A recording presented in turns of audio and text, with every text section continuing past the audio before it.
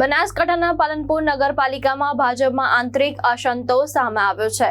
સતત 2 ટર્મ સુધી કોર્પોરેટર રહેલ જાગૃતિ મહેતાએ પાર્ટી સામે બળાપો ઠાલવી બળવો જાહેર કર્યો છે। પાલનપુર નગરપાલિકાની ચૂંટણી પહેલા ભાજપમાં અસંતોષ ખુલ્લો પડી રહ્યો છે। પૂર્વ કોર્પોરેટર જાગૃતિ મહેતાએ આરોપ લગાવ્યો છે કે છેલ્લા 10 વર્ષથી તેઓએ કોઈ હોદ્દા વગર પાર્ટી માટે સતત કામ કર્યું છતાં તેમને ટિકિટ આપવામાં આવી નથી। તેમણે વધુમાં જણાવ્યું કે પાર્ટીએ એવા લોકોને ટિકિટ આપી છે જેને ભાજપ વિશે મૂળભૂત જાણકારી પણ નથી અને સ્થાનિક સ્તરે ઓળખ પણ નથી। આથી નારાજ થઈ જાગૃતિ મહેતાએ આ વખતે બળવો કર્યો છે અને વોર્ડ નંબર 10માં અલ્પાબેન મહેતાને અપક્ષ તરીકે મેદાનમાં ઉતારી તેમને જીતાડવાનો દાવો કર્યો છે। છેલ્લા 10 વર્ષથી કાર્યરત હતી ભાજપ પાર્ટી।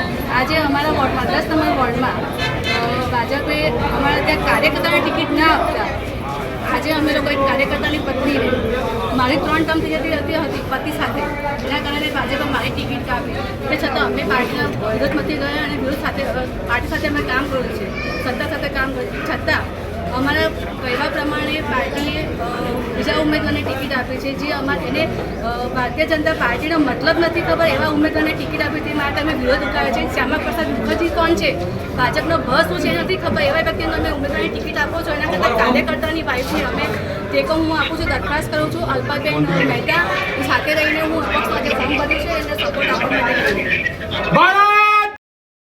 જીતુ સોલંકી, દ્રષ્ટિકોણ ન્યૂઝ, બનાસકાંઠા।